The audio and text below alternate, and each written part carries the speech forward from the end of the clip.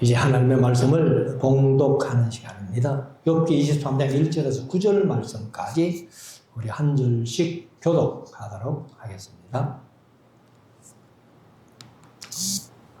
욥이 대답하여 가로되 내가 오늘도 혹독히 원망하니 받는 재앙이 탄식보다 중함이니라. 내가 어찌하면 하나님 발견할 곳을 알고 그리하면 그 보좌 앞에 나아가서 그 앞에서 호소하며 변백할 말을 입에 채우고 내게 대답하시는 말씀을 내가 알고 내게 이르시는 것을 내가 깨달으리라. 그가 큰 권능을 가지시고 나로 더불어 다투실까 아니라 도리어 내 말을 들으시리라. 거기서는 정직자가 그와 변론할 수 있은즉 내가 심판자에게서 영영히 벗어나리라.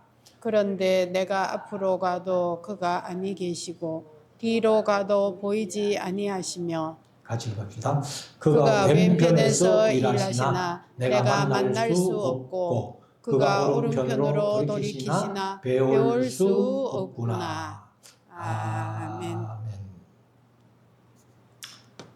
이제 우리 하나님의 말씀을 묵상하는 시간인데요. 오늘은 욥기 23장 말씀입니다. 엘바스 빌다 소발이 이제 각기 두 차례씩 변론이 끝났습니다. 그리고 이제 엘바스가 세 번째 변론을 22장에서 했습니다. 그리고는 이제 욥이 23장, 24장 두 장에 걸쳐 가지고 엘바스의 변론에 대한 답변을 하는 그러한 내용이 23장, 24장입니다. 그래서 오늘 저녁에는 23장을 1절부터 17절까지 있는 말씀인데 한 절씩 읽으면서 욥이 엘바스에 대해서 어떻게 또 변론하면서 하나님께 대해서 어떤 마음을 가지고 하나님께 요구하는가 하는 그러한 내용을 우리가 한번 들어보기를 원합니다. 우리가 이제 자주 묵상을 했습니다만은 제가 늘 강조해서 말씀드리는 것이 하나님은 가만히 침묵하신다는 거예요. 그러면 이제 우리가 바꿔 말씀드리면은 사람들이 조용히 침묵하면서 하나님의 말씀을 펼 때에 그때 하나님이 비로소 말씀을 하신다는 겁니다. 그래서 엘바스 빌다 소발 그리고 나중에 엘리후 그리고 뭐 요까지라도 사람들이 떠들 때에는 하나님께서 아무 말씀도 안 하시고 침묵하시다가 이 엘바스 빌다 소발 욥 엘리후까지 한바탕 떠들고 나서 사람들이 침묵하니까 욥기 38장부터 41장까지 비로소 하나님이 말씀하시더라 하는 이 원리를 우리가 욥기를 통해서 배우는 것이 아마 우리가 신앙생활 하는데 상당히 중요한 일이라고 생각을 합니다. 그리고 이제 다시 말씀드리지만은 남을 정죄하는 일에 있어 가지고는 하나님의 말씀을 인용한다 해도 그것은 잘못된 것이다. 그래서 마태복음 7장에 보면은 예수님께서 비판을 받지 아니하려거든 비판하지 마라. 이런 말씀을 하시죠.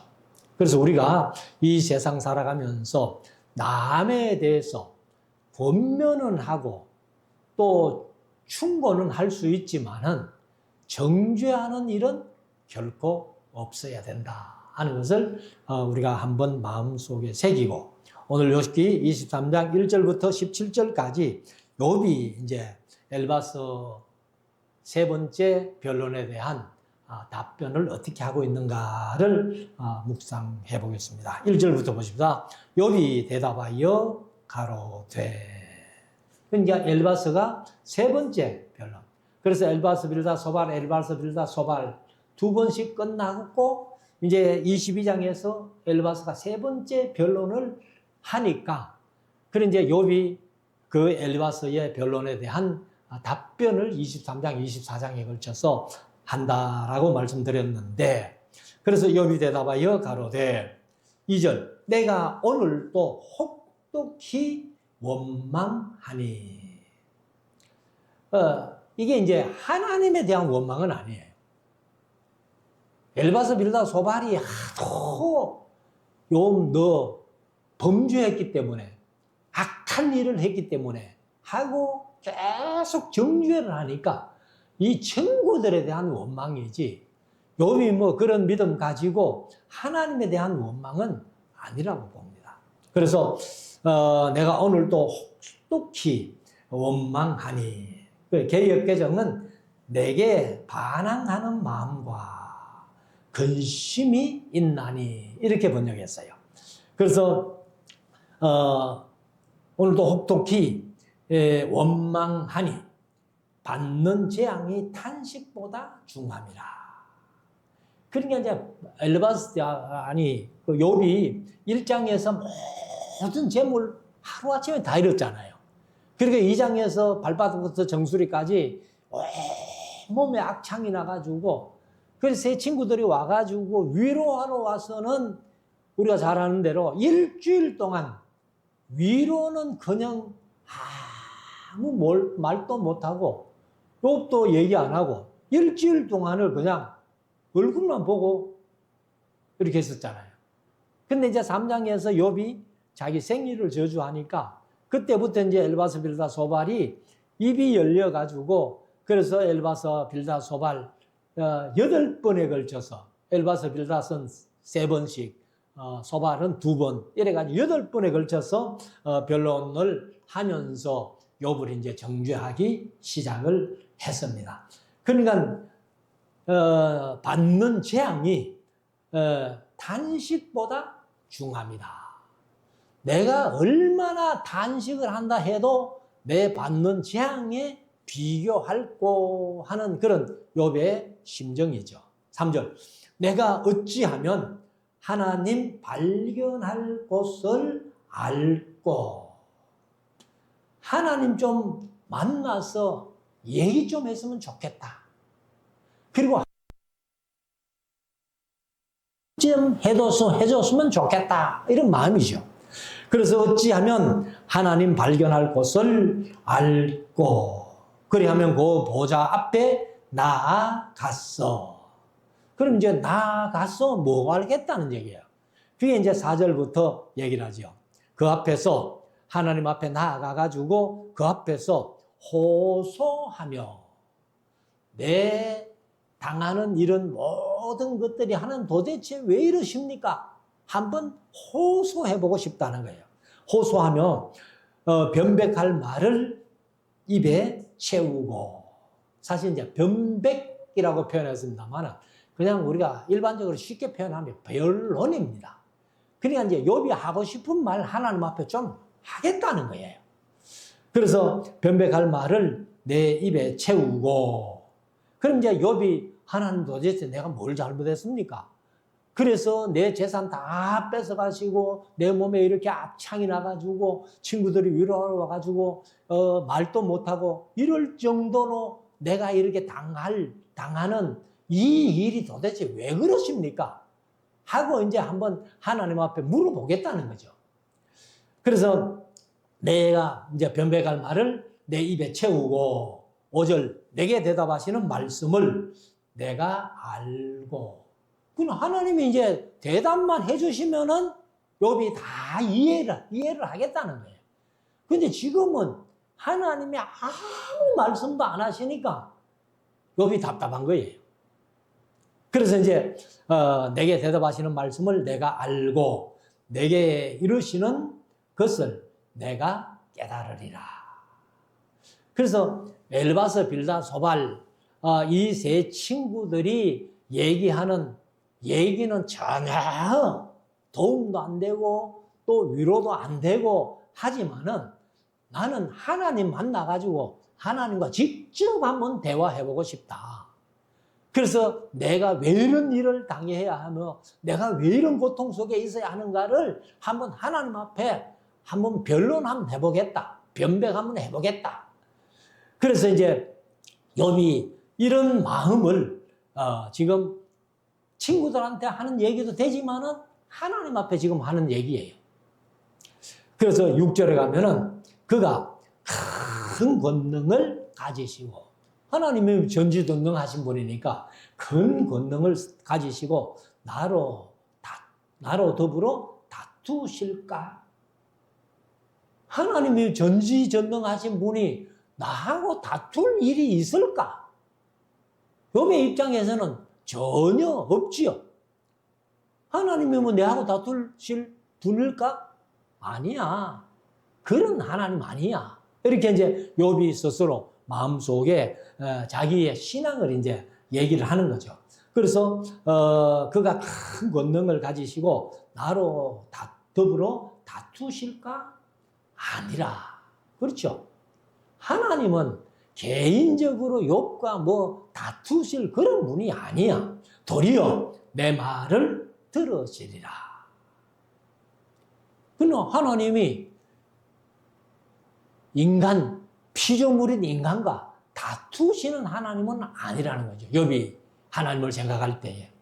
그래서 욥이 이제 하나님이라면은 너희 엘바스 빌다소발 너희 친구들처럼 그렇게는 하지 아니할 거야. 그러면 내하고 하나님하고 다투시는 그런 분도 아니야. 오히려 내가 내 하나님 앞에 변론한 말씀을 얘기를 하면은 하나님은 내 말을 들어주실 거야. 이렇게 이제 욥이 자기의 하나님에 대한 믿음을 얘기를 하는 거죠. 자, 7절.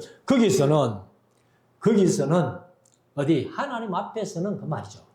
그래서 정직자가 그와 변론할 수 있은즉, 그러니까 하나님 앞에 가면은 정직자라면은 하나님과 뭔가 얘기할 수 있겠다 하고 이제 욥이 그런 믿음을 가지고 있는 것이죠. 그래서 그런 얘기를 하면서 그와 변론할 수 있은즉 내가 심판자에게서 영영히 벗어나리라. 그러면 내 삶이 하나님 앞에 어떻게 살았는가를 한번 얘기를 하고, 그리고는 만약에 내가 심판받을 일을 했다면은 내가 심판을 받아야 되지만은 욥의 신앙 양심으로 하나님 앞에 내가 그런 심판받을 일을 안 했으니까, 그러니까 내가 하나님 앞에 내 할 얘기를 다 하고 나서 내가 하나님 앞에 심판받을 그 심판에서 영영히 벗어날 것이다 하는 그런 이제 믿음을 가진 거죠. 8절. 그런데 내가 앞으로 가도 그가 아니 계시고, 사실 그가 아니 계신 게 아니시요. 하나님은 전지전능하시고 무소부재하시고 편재하신 하나님. 무소부재나 편재가 뭐예요? 어디 아니 계시는 곳이 없으신 하나님. 그러면 우리의 삶 속에 언제나 하나님은 불꽃 같은 눈으로 우리를 살피시고 계시는데 우리 눈에 단지 안 보일 뿐이에요. 그러니까 욥도 하나님의 얼굴을 보지를 못했으니까, 또 하나님 영이시니까 안 보이시니까, 그러니까 내가 앞으로 가도 하나님 안 보이더라. 그러니까 꼭 안 계시는 것 같다는 거예요. 근데 우리 눈에 안 보인다고 하나님 안 계셔요? 아니잖아요. 다시 말씀드리면 무소부재하시고 편재하신 하나님, 어디든지 아니 계시는 곳이 없으신 하나님. 근데 이사야서 45장 10절에 있는 말씀, 15절에 있는 말씀대로 하나님은 숨어 계신 하나님.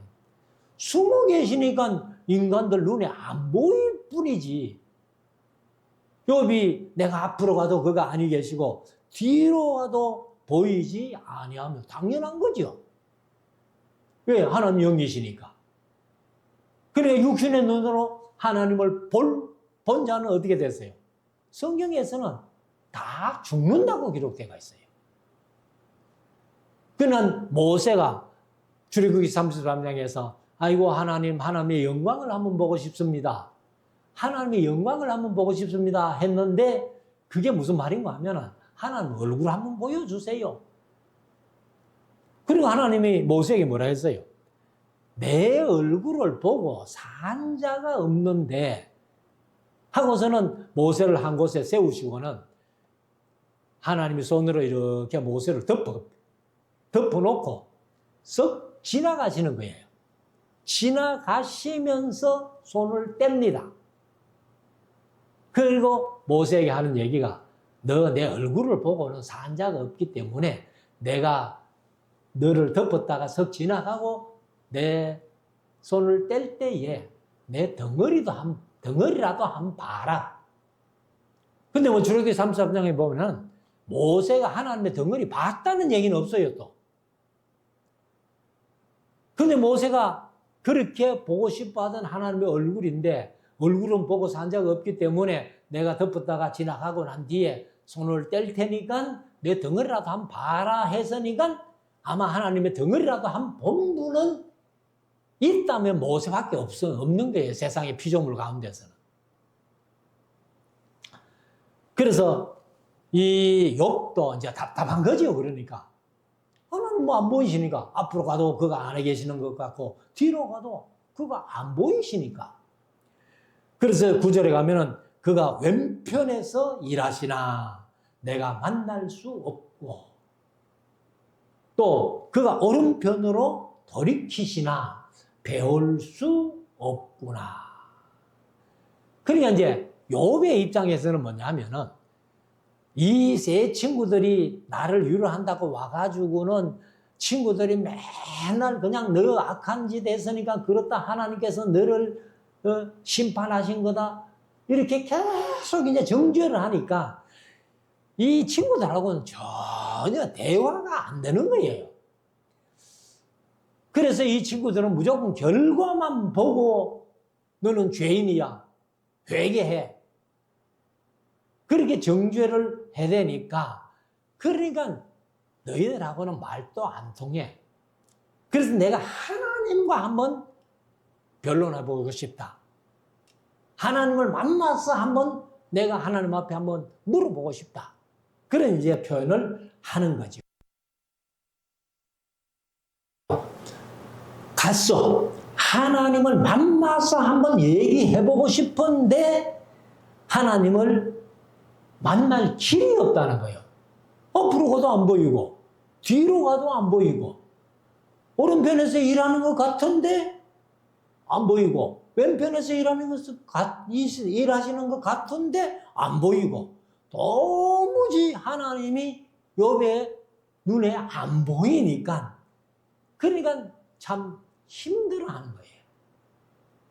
그래서 이제 10절은 우리가 뭐 욥기 하면은 요절 중에 하나로 외우는 말씀이 이 말씀이잖아요. 근데 이 말씀이 번역이 조금 잘못된 것 같습니다. 그러면 한번 읽어놓고 봅시다. 10절 말씀. 나의 가는 길을 그가 아시나니 오직 그가 아시나니 그가 나를 단련하신 후에는 내가 정금같이 나오리라.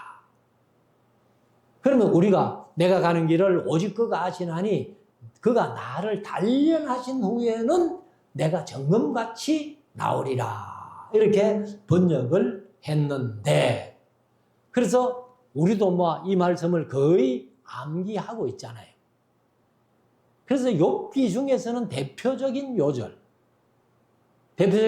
또 이 좀 잘못 인용된 말씀인데 8장에 가면은 그 빌다시한 얘기 중에 하나가 네 시작은 미약하였으나 네 나중은 심히 장대하리라 하는 그것도 우리가 이제 오해하는 말씀 중에 한마디인데 이 말씀이 이제 그가 나를 단련하신 후에라고 번역을 했는데 이 번역이 이제 바한이라는 히브리어예요. 히브리어인데 이것을 이제 그가 나를 단련하신 후에 내가 정금같이 되어 나오리라 이렇게 번역을 했는데 이게 조금 이제 번역이 잘못됐다 하는 것이 뭐냐면은 아마 이렇게 번역하면 좋을 것 같아요. 나의 가는 길을 오직 하나님이 잘 아시기 때문에 나를 시험해 보면, 욥의 입장에서 욥이 하나님이 나를 시험해 보면 내가 점검 같다는 것을 아실 것이다. 그러니까 이렇게 번역하는 게 훨씬 더 맞는 번역이다 이렇게 생각을 하는데요. 그래서 오직 그가 아시나니 그가 나를 단련하신 후에 내가 정금같이 나오리라 하는 게 아니고, 그가 나를 시험해 보면 내가 점검 같다는, 악인이 아니고 점검 같다는 것을 아실 것이다. 이렇게 번역하는 게 훨씬 더 맞는 번역이 아니냐. 그래서 여기 이제 아까 말씀드린 바한이라는 말이 검사하다 혹은 감찰하다 이런 뜻도 있는데, 시험하다, 입증하다 하는 그런 뜻도 있거든요. 그냥 그가 나를 단련하신 후에 보다는 그가 나를 한번 시험해 보시면은 내가 점검 같다는 것을 하나님이 알게 되실 것이다. 이렇게 번역하는 것이 훨씬 더 맞는 번역이라고 생각을 합니다. 그래서 우리가 이제 사실 우리 믿음이 점검 같은 믿음이 돼야 되잖아요. 요분이 이제 자기가 점검 같은 믿음으로 하나님을 완전하게 섬겼던 그런 사람인데, 그래서 그가 나를 시험해 보시면은 내가 점검 같다는, 내 믿음이 점검 같다는 것을 하나님도 알게 되실 것이다. 이렇게 번역하시면 좋겠습니다. 11절, 내 발이 그의 걸음을 바로 따랐으며. 그냥 내가 하나님의 말씀에, 그때는 뭐 구약 성경도 없었고, 사실 뭐 아브라함과 동시대 때에는 성경이라는 것이 하나도 없었잖아요. 그래서 하나님께서 직접 말씀하시던 시대라고 제가 그렇게 표현을 했는데, 하나님과 동행하면서 하나님의 말씀해 주시는 것마다 완전하게 살던, 그래서 욥은 완전한 것을 순전하다고 그렇게 표현했습니다. 욥기 1장 1절에. 그래서 욥이 이제 정말 하나님의 말씀 따라서 살았다. 한번 얘기를 하는 것이죠. 그러니까 너희들이, 엘리바스, 빌다, 소바 세 친구들이 나를 자꾸 악한 일을 했다고 그렇게 정죄를 하는데, 나는 사실 내 발이 그의 걸음을 따랐습니다. 그냥 하나님과 동행했다는 얘기예요. 창세기 5장의 에녹과 같은 사람, 365년 동안 하나님과 동행한 사람이에요. 동행한 사람. 그리고 내가 그의 길을 지켜 치우치지 아니하였고, 그의 길을 지켜 하는 것은, 여기 이제 길이라고 표현되어 있습니다만은 길도자를 쓰면 도잖아요. 그래서 우리가 시편 119편에 보면은 하나님의 말씀을 도로, 정거로, 율법으로, 율례로 뭐 이렇게 표현했는데, 그런데 그런 표현의 여러 가지 표현들이 있지만은 그것을 한마디로 말씀드리면은 말씀이다, 말씀. 그래서 내가 하나님께서 내게 이러시는 말씀, 그 말씀을 지켜가지고 절대로 어디 치우치지 않고 그렇게 하나님의 말씀대로 살았다는 것을 이제 욥이 친구들에게 얘기를 하는 거죠. 12절, 내가 그의 입술의 명령을 어기지 아니하고. 그러니까 입술의 명령은 하나님이 말씀하신 것이잖아요.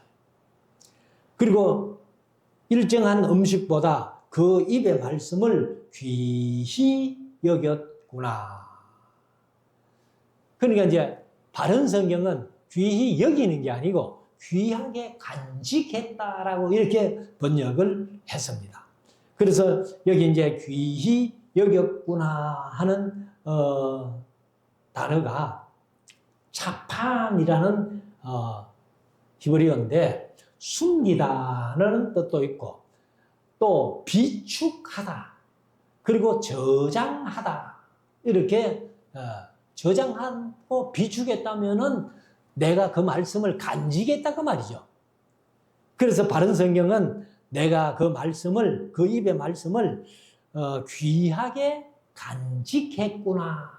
이렇게 이제 번역을 했습니다. 자, 13절. 그는 뜻이 일정하시니 누가 능히 돌이키실까? 하나님의 뜻이 뭐 이렇게 저렇게 변하는 것 아니죠.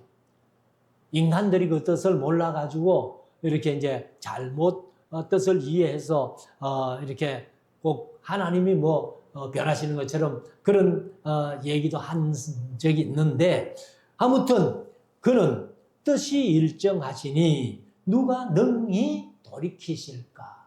뭐 하나님의 뜻은 늘 일정하시기 때문에 인간으로서 하나님의 뜻을 돌이킬 수는 없다는 겁니다. 그 마음에 하고자 하시는 것이면 그것을 행하시나니. 하나님은 전능하시기 때문에 뭐 하고 싶은 대로 다 하시는 거죠.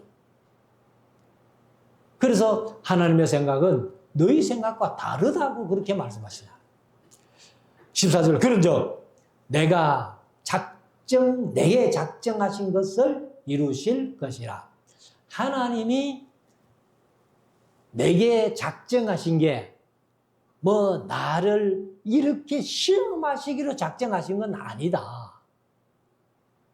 여기 이제 그렇게 믿는 거죠. 그래서 그런즉 내게 작정하신 것을 이루실 것이라. 이런 일이 그에게 많이 있느니라.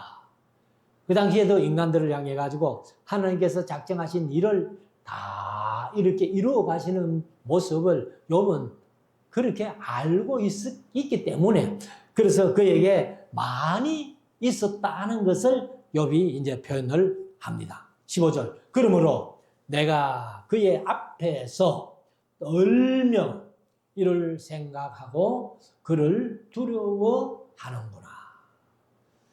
그러니까 진짜 하나님께서 나를 이렇게 시험하시고 내게 이렇게 모든 재산 다 뺏어가고 열잔자를 한꺼번에 다 몰살시키는 이런 끔찍한 일을 하나님께서 하셨다면은 내가 하나님 앞에 두려워할 수밖에 없다.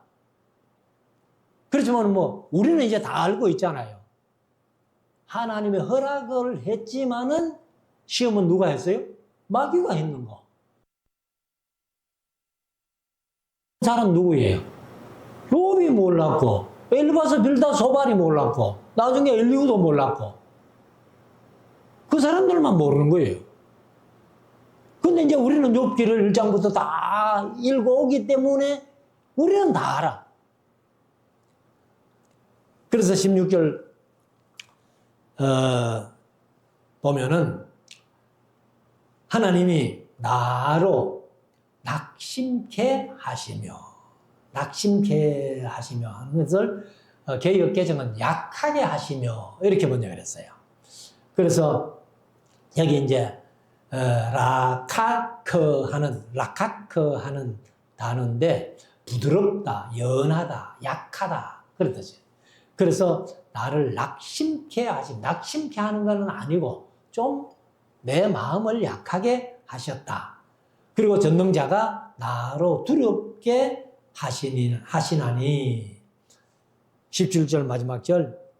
그 이유는 어두움으로 나를 끊지 아니하셨고 흑암으로 내 얼굴을 가리우지 아니하셨음이니라. 그래서 사실 이제 개역 개정은 어떻게 번역하는가 하면은 이 17절 말씀을 이는 내가 두려워하는 것이 어두움 때문이나 흑암이 내 얼굴을 가렸기 때문이 아니로다. 이렇게 번역했고요. 그 다음에 바른 성경은 이는 내가 어두움 앞에서 끊어지지 않았고 그분이 흑암으로 내 얼굴을 가리지 않으셨기 때문이다. 이렇게 이제 번역을 했습니다. 그래서 이 고백이 이제 뭐냐면은 욥이 차라리 진작 나를 죽여주셨으면 그냥 뭐 이런 꼴 안 보고 친구들 만나가지고 이런 대화 안 나누고 진작 하나님이 나를 죽여주셨으면은 내게 이런 고통이 없었을 텐데, 그런 욥의 고백이에요. 그런데 하나님께서 여전히 살려놓고 이렇게 만나주지도 않고 애를 이제 욥의 입장에서는 하나님이 자기를 애먹이는 것처럼 그렇게 느끼는 거예요.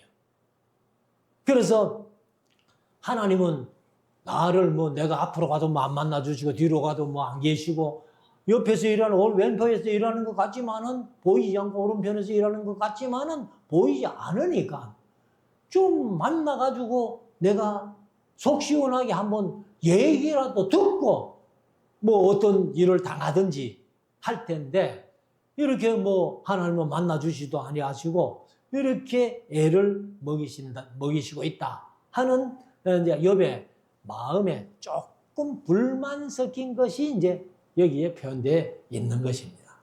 그래서 우리가 다시 한번 말씀드리지만은 그 이사야서 45장 15절에 말한 대로 하나님은 숨어 계시는 하나님. 그렇기 때문에 뭐 욥이 고백한 대로 앞으로 가도 안 보이고 뒤로 가도 안 보이고 옆에서 일하는 것 같은데도 안 보이고 오른편에서 일하는 것 같아도 안 보이는. 그 안 보일 수밖에 없잖아요. 하나님 영이시니까. 그 우리는 육신이니까. 그래서 이 욥이 참 하나님 앞에 좀 안 만나 주시니까 좀 답답한 마음을 이렇게 하나님 앞에 이렇게 토로하는 그런 내용으로 23장을 보면은 되겠습니다. 그리고 이제 나중에 24장 다음에 이제 24장을 묵상하면은 욥이 이제 계속해서 내가 차라리 죽었다면은 이런 일이 없었을 텐데 하는 그런 내용으로 이렇게 쭉 얘기를 하고 있습니다. 그래서 우리가 다시 한번 말씀드리지만은 하나님은 영이시고 우리 인간은 육이기 때문에 하나님을 볼 수 없어요. 그러나 뭐 욥이 하나님 앞으로 가서 안 보이고 뒤로 가서 안 보이고 옆으로도 안 보이니까 하나님 안 계시는 건 아니잖아요. 그래서 우리가 다시 한번 신학적으로 하나님은 편지하신 하나님, 무소부재하신 하나님, 어디든지 아니 계시는 곳은 없으신 하나님이시기 때문에 그 하나님이 우리를 어떻게 인도하시고 어떤 모습으로 우리를 이렇게 세상에 살게 하시는지 우리가 우리 모두가 될 수 있기를 주의 이름으로 축원합니다. 기도드리겠습니다.